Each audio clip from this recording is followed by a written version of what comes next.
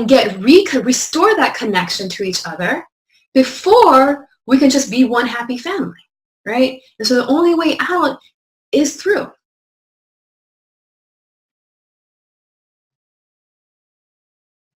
Another question that we got a lot was, I'm a white person, I'm trying, I keep messing up, every step I take I'm scared, what do? I don't want to do this anymore. Help me, basically. Right. So your world has been completely shaken up. Like the way you understand it is all falling apart because that's what white supremacy did. So one, I want to really normalize that experience. It's very common. We don't really talk about these feelings so much. And so I feel like we often blame the person if they have them. And so, but you were designed to have that reaction so that you would lean on white supremacy and not be like, I don't want to go there. I don't want to try to be anti-racist because that's a whole hot mess. Let me just do what I've been taught to do. What I've been taught is right? So one, if you're moving into this space of your question, where you're questioning your initial reaction, you're questioning, I'm not quite sure if this is racist or not racist, I'm not quite sure what to do. That's actually a good space to be in. Mm-hmm. Mm-hmm. Right? If you think that you already know how to do everything right as a white person around racial justice, I would pause. I would really recommend pausing and doing a little reflection, right? Because you've been taught to be ignorant. You've been taught all these lies that said that these things weren't racist when they were racist, right? So we have to be vigilant. And all is about holding the space and letting what come up, come up. Now, at the same time, obviously, if you feel flooded with these emotions all the time, no one likes to be there, right? And this is why, I gave you this quick little tool of yes, but, and yes, and, right? So just work with affirming where your reality is, right? And we'll talk a little bit more in a bit about, some more tools that we will provide people in the online course. But, just work with affirming the fact that you have these feelings and you're not right or wrong to have them, right? This is actually part of the process. See what she did there. See what she just did there. She says, if you feel this way, use the tool I gave you. And if you continue to feel bad, then use the other tools that I'll provide you with the context of, but you have to pay for. It's the bait and switch. Yes. Wait, look, if they offered this for free, that they were doing this course, I couldn't complain about doing a course like that. Or if they were open and honest that this video right away, because they presented it as a free webinar on healing from toxic whiteness, if they said right up front, this is an introductory video into our course that costs $300 and we want to give you some information about what the course is about, that would have been more honest. But all of this is a manipulation to get people to buy a product. That would have been fine. It's look, free. Oh, no. The free is just a small thing. The actual thing that we told you about, that costs $300. Give us money. It's like withholding medicine to the sick so you can make money. Well, hey, you can have the medicine, but you have to pay me money. That's exactly what they're doing. Now, I don't think they actually have medicine, but they're trying to tell people they do. And look, there's nothing wrong with making money off of doing something that you think is going to be helpful to people. There's nothing wrong with that. But I do have a problem when you manipulate people in trying to upsell them. And I think that is a very dishonest thing to do. I hate when companies do it all the time. I mean, try watching Adam Ruins Everything. Some of the episodes make a lot of sense, like flushables. By the name, you think, oh, I can flush it down the toilet. Well, yeah, technically you can, but it's not a good thing. You shouldn't be flushing that stuff down the toilet.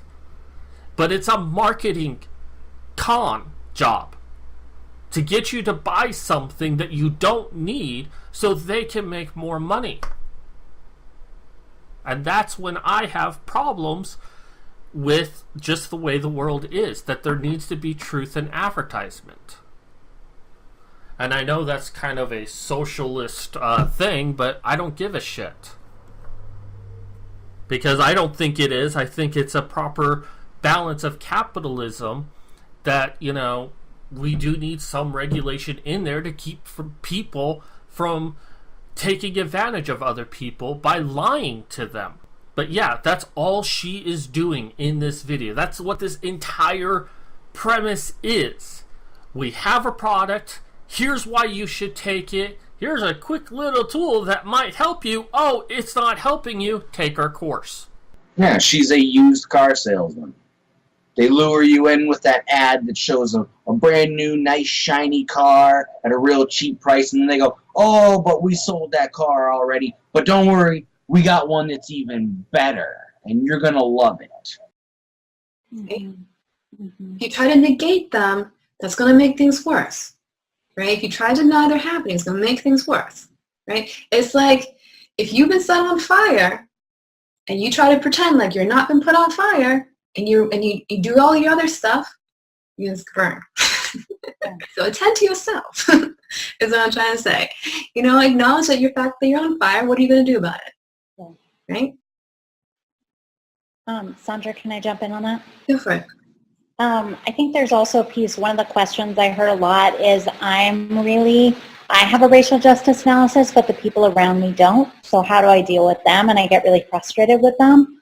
And I think one of the pieces around this is really to have some patience with yourself, right? This is what some of the practices that Sandra taught us are about.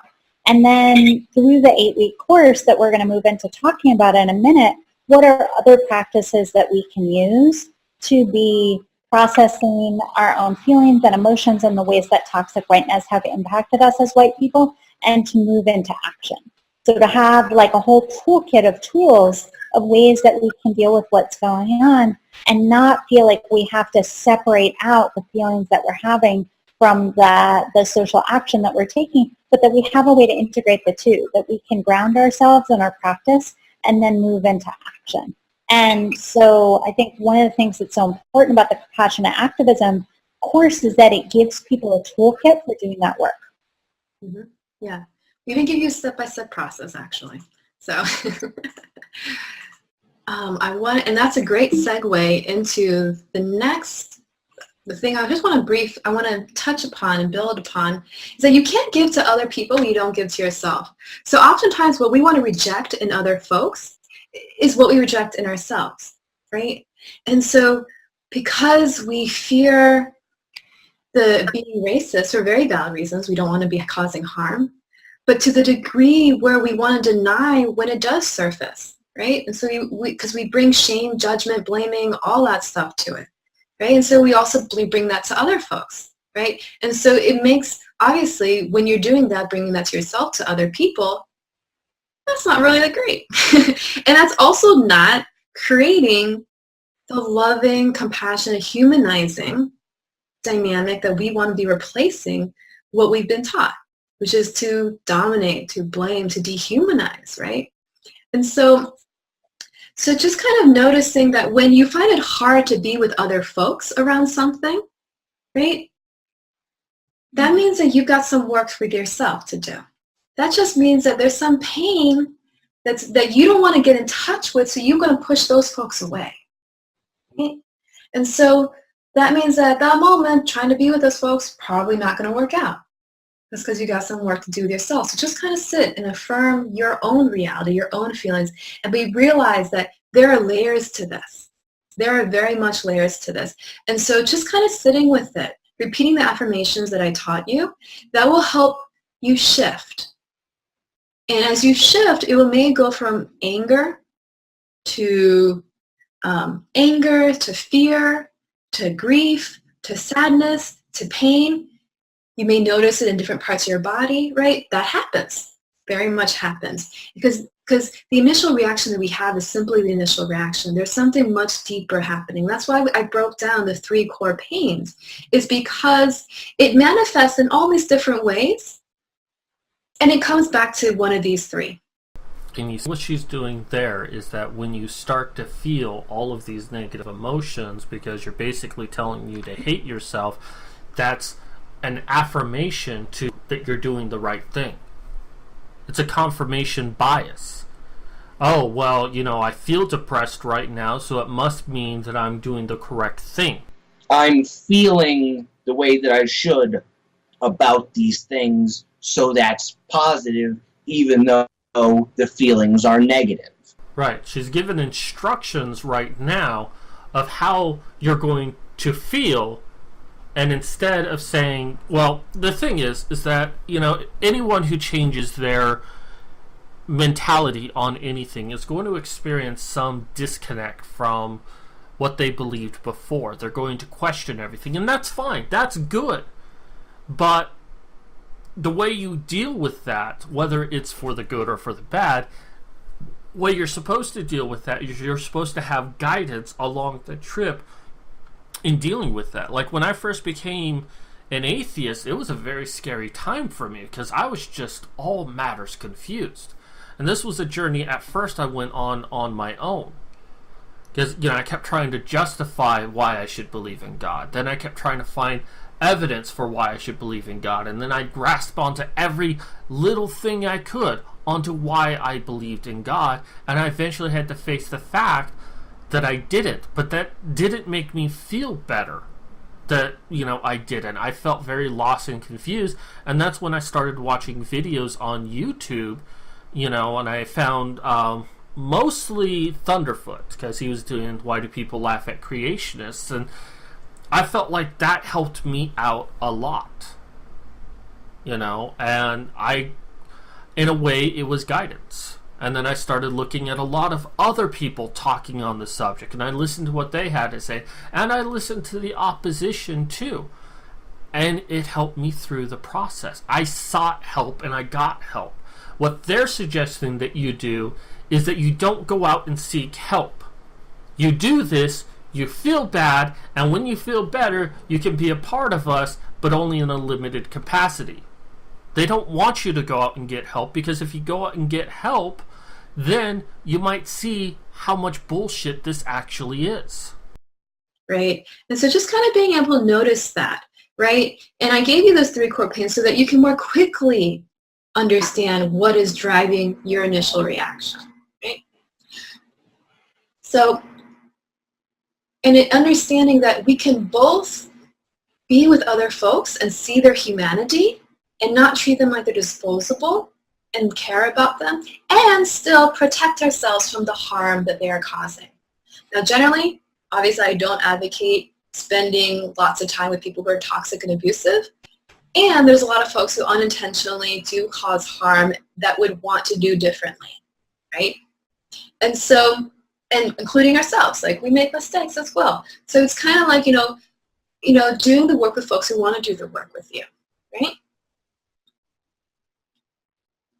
And the folks who don't want to do the work with you, we can hope that they will get healing and they will get greater understanding and consciousness so they can be the loving presence they want to be in the world. Right? So we can still acknowledge their humanity. So I want to just, in the last couple minutes that we have here, I want to talk a little bit more about the online training program that we are offering. Right?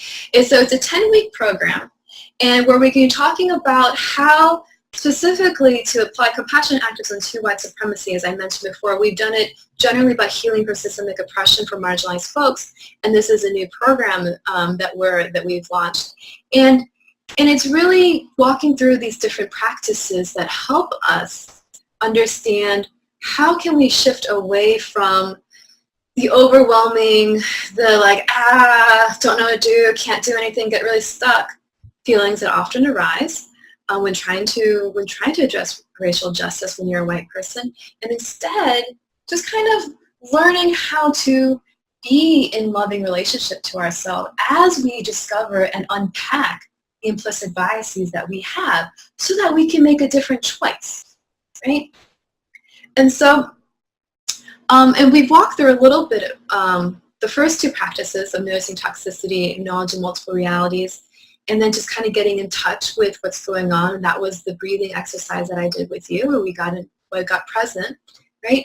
And then what we also talk about in the Compassion Activism program is just how do we make amends? How do we, once we get in touch with the pain and the harm that we've caused, to ourselves and to other people, right? What can we do to actually to make amends, right?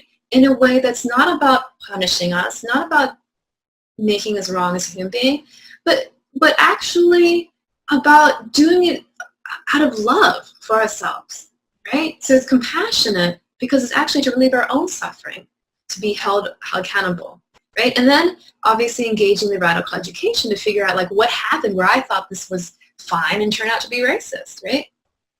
And so when we find ourselves able to understand what's going on with our own internal reality, then we can share that with somebody else through compassionate truth-telling, right?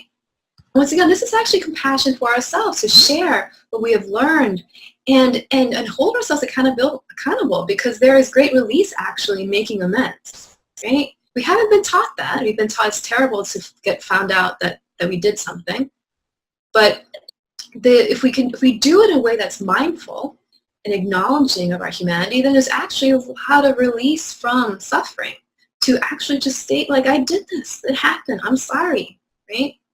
What can I do to make it better, right? And then engaging that conversation with other people where you're raising their consciousness because you're modeling, you're modeling what we want to see in the world of more and more white folks understanding that there are implicit biases operating, and they have a lot of them, right? And then we can move once we're able to, really connect over the experiences, the shared experiences, then you can move into trying to co-create something through shared envisioning with folks, right? And so we talk a little more about how to do that, and then what to do when the person doesn't want to work with you, this person doesn't want to co-create with you, right? Because that happens. And I briefly mentioned about it, how if somebody doesn't want to, you can still wish for healing for them and to have their consciousness grow so they can be more responsible about their impact in the world and not engage with them, right? So this is, a little quick overview of what you'll be learning. And I also give you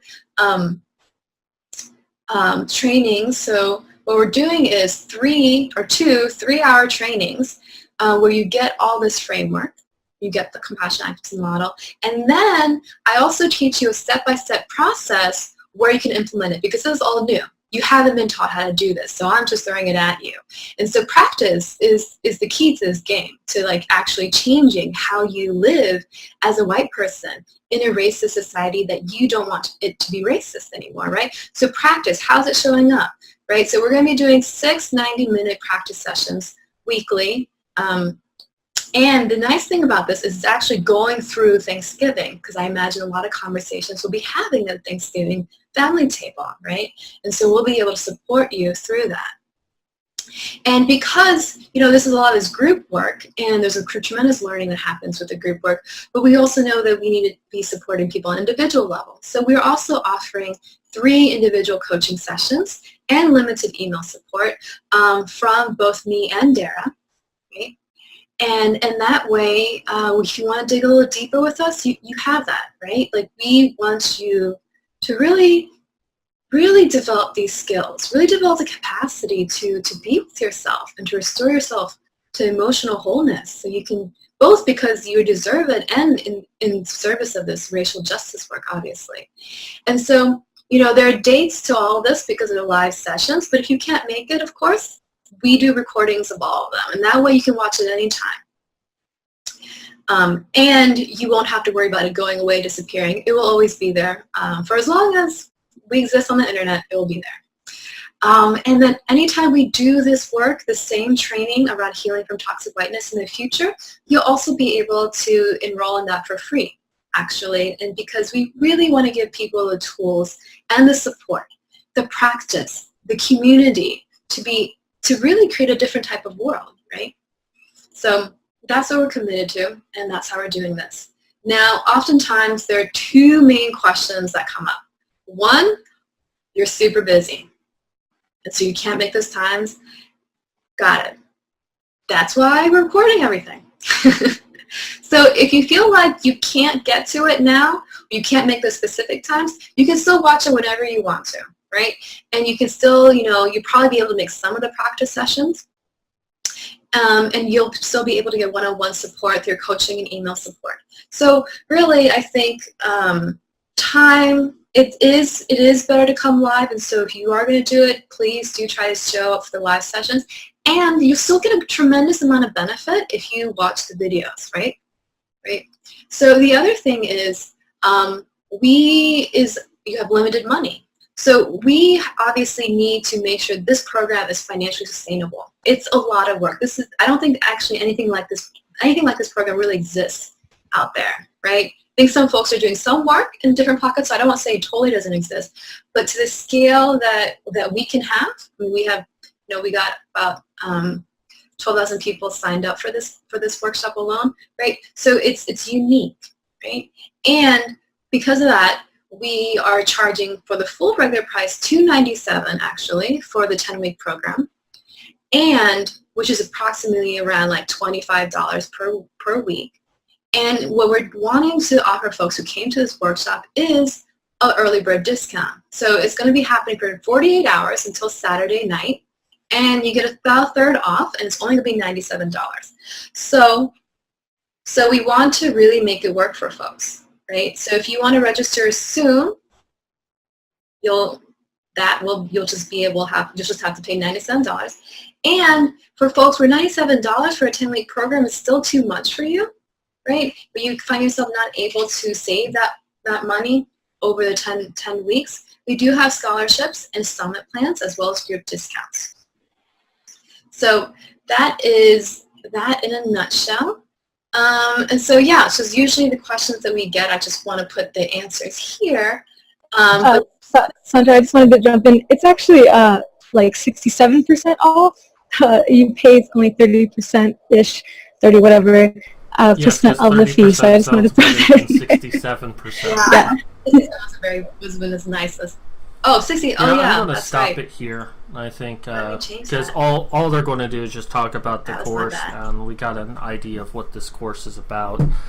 And yes, this was a 90-minute sales presentation for you to get this. This is like getting a timeshare, like, hey, come up to our ski resort and we'll give you a free TV. You just have to sit through a class, and what they do in the class is try to convince you to buy. That's their whole business model.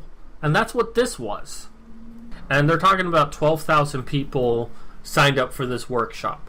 Well, let's assume that only 1% of people actually got this, and we'll say it at full price. I mean, I'm sure many of them took advantage of the $97. But saying at full price, we're talking about $36,000 just for 1% of that. Now, if every single one of those people, we're talking upwards of 3.6 million. And they have one-on-one coaching sessions. 3 one-on-one coaching sessions. Can you imagine how much of a responsibility it would be if they get 100 people to sign up for that? That's 300 coaching sessions they have to do. That's a lot of work to do. And my bet is they're going to find a way to cheap out on that. Either give them pre-recordings or have other people do it so it's not one of these 3 people. And, you know, if they say that with one of our counselors, that would be one thing, but more than likely it won't be one of these 3. Some people might get it, but most people won't, because there's no way they could do it. They would be spending all their time doing coaching sessions than anything else. And if this video is any indication of what their course is going to be like, you're charging way too much money. This is a poor production value. And I'm trying to create an online course, and I'm probably going to charge like $30 for it. But I don't have any misgivings about what it is. It's basically me talking on a camera and then showing you on my computer what I'm doing and splicing it all in together for something that's really, really valuable. I know I'm giving something of value, and even then I'm charging a pretty low price for it because it's a pretty long course, and I know that people are going to need an incentive to buy it. So I'm offering for a lesser value than I think it's worth. because it's only going to really be worth what people are willing to pay for it. But this is just such a con. And they didn't once take into consideration, like, they have their video avatars on top of the PowerPoint slides itself. That's so unprofessional. And all they do is sit in here and talk. You know, if they're going to be charging $300, they could put a little bit more effort into the presentation to make it seem like it's worth $300. And they're going to have some pre-recorded videos to display for everyone. Ooh, you get access to these videos. Oh, and we'll give you step-by-step guides, which we'll end up releasing to everyone, but you get it first if you get our course. And to me, I would say that this is feminism selling out, but they sold out long ago. But all this is about making money. They found a way to do that, and they use the same manipulation techniques as people who do timeshares, people who do real estate scams. You go to a class and you learn the secrets to selling real estate, and all it is, well, if you buy my book, you'll learn all the secrets. And let me show you some things that are in the book that doesn't really help you. This is, and they didn't even really call this a workshop at first. They called it a free webinar on healing from toxic whiteness. There was no healing techniques. There was a manipulation technique in saying, hey, do this and you'll feel better. And if you don't feel better, keep doing it until you do. And then it's like, oh, wow, now I feel better because of them, until you realize that nothing's really changed. You didn't really feel better. It's just you convinced yourself you did. And once that passes, then it's like, I guess I need their course because it's not working anymore. Mm-hmm. Because eventually the placebo effect will wear off. It's just like any other drug. And this is why drug trials have a double-blind test, which one of the tests is a placebo. Some people are given the actual medication, some people are given the placebo.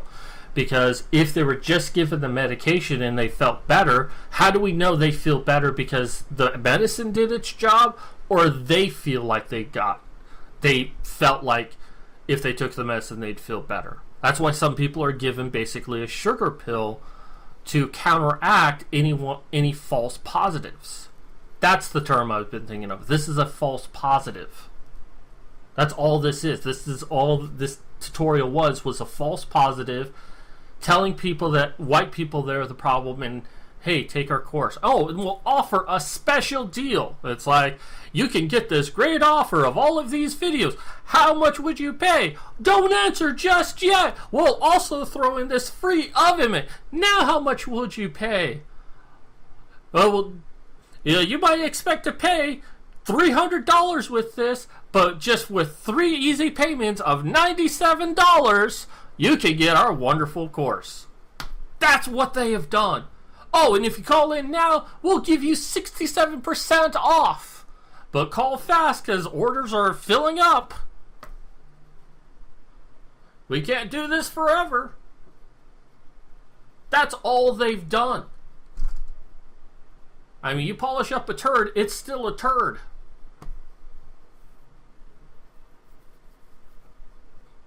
So I'm not surprised that this is what they did. I mean, I wasn't really expecting them to actually have anything concrete of substance in there, but I don't know. I guess I didn't really expect them to go this low, and they did, and I should have, because I see it all the time within the writing community.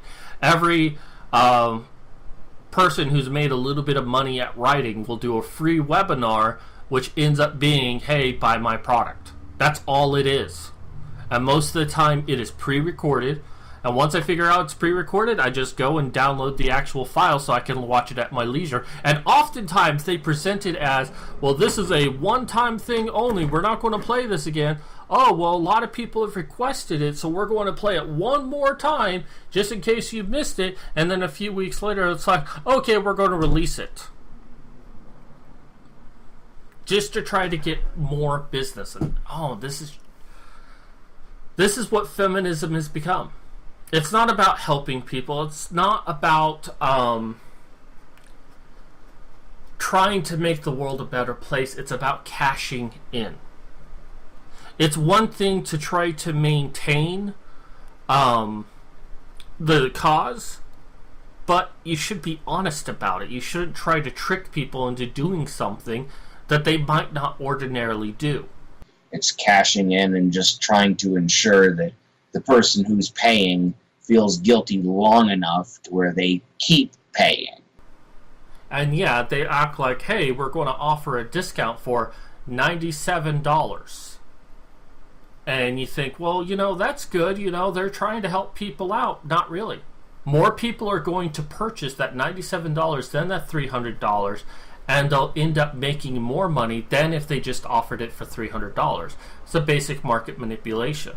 It's like why some people will purchase something for $297 instead of $299. They think, subconsciously, they think they're getting a special deal when they're not. They're actually paying the same exact price. That's how Henry Ford made his billions. He made so many cars, and then he slashed prices on them and undercut all of the competition. And because of that, the amount of cars that he sold at such a reduced price made up for the overall cost of making all of them, plus netted him quite a profit. And to manipulate you into believing that you must have it. It's one thing to make money. You're a non-profit, you're a not-for-profit organization. Fair enough. You need to make money so you can maintain what it is that you're doing. Fair enough. Be honest about it. Be honest that this is what you're doing the whole time. That this was an introduction to your course, and you want to explain to people why they need the course. If you did that, I couldn't really complain about that. It's the basics of capitalism. You have to make money so you can continue to do your product or service. It's natural. It's not a problem. Just be fucking honest. I mean, with the things that I want to teach and my website on writing, I would love to give the information that I've developed for free. Because I love to teach and I love to be there for people. And I know a lot of people don't have money, but you know what? I need money. I'm like one step away of living off the streets. So I need to find a way to make money. So I'm very open and honest that I need money. That's why I have a Patreon. That's why I have books that I advertise. And that's why I'm going to have a course. I don't lie for 1 minute about that. I don't try to convince you that you're going to get something special. Even my book that I just released, I took the prologue and made a book out of it. And released it for free. That was a marketing decision, because you can read it and then decide if you want to read the rest of the book. And if you don't, you still get a somewhat complete story in of itself. And I don't lie about, well, if you buy this book, in order to finish the story, you have to read the rest of the series. I don't lie about that. I'm very upfront and honest about it. That's why I say it's the prologue of the main story. Marketing is not inherently evil. It can just be used in evil ways. It's all about the intention behind it. But the intention behind this, I think, is to keep people in a perpetual state of feeling guilty and spending money. Because nothing in this has ever actually suggested that there's a way to overcome it. They talk a lot about, we're going to teach you about toxic whiteness and what you can do about it, but they never once actually talked about the actual healing from it and what it may be like to no longer be suffering from toxic whiteness. Most of their focus was people have it, people deny they have it, and you have to be mindful that your experiences, or your reality as they were actually saying it, is going to be different than other people. Oh, here's a quick exercise. It gives you a false positive. It's a placebo effect. You feel better? No, you don't? Then you need to take our course. Oh, you do feel better? Go ahead and take our course. That's it. That's what this entire thing was. Yeah.